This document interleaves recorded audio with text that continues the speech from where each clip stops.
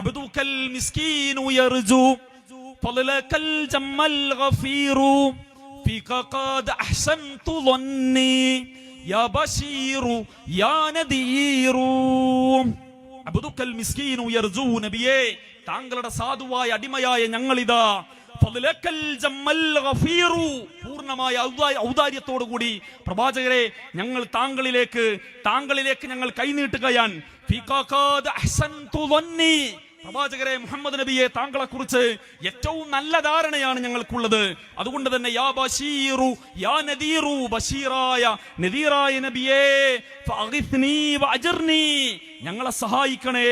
യാ ഗിയാഥി യാ മലാദി, ഞങ്ങളുടെ അവലംബമായ പ്രവാചകരെ ഞങ്ങളുടെ തെറ്റുകുറ്റങ്ങൾ പുറത്തു നൽകണേ എന്നാണ്. ഞങ്ങളുടെ തെറ്റുകളെ കുറ്റങ്ങളെയെല്ലാം മറച്ച് അള്ളാഹുവിന്റെ കോടതിയിൽ ഞങ്ങളെ രക്ഷപ്പെടുത്തണേ എന്ന് ജീവിതത്തിൽ ചെയ്തുപോയ തെറ്റുകുറ്റങ്ങൾ റസൂലുള്ളാഹിനോട് ഏറ്റുപറയാൻ പരിശുദ്ധ ഖുർആനിൽ അല്ലാഹു സുബ്ഹാനഹു വ തആല വഹീന്റെ അടിസ്ഥാനത്തിൽ റസൂലുള്ളാഹി സ്വല്ലല്ലാഹു അലൈഹി വസല്ലം തങ്ങൾക്ക് കൃത്യമായി പഠിപ്പിച്ചതാണല്ലോ.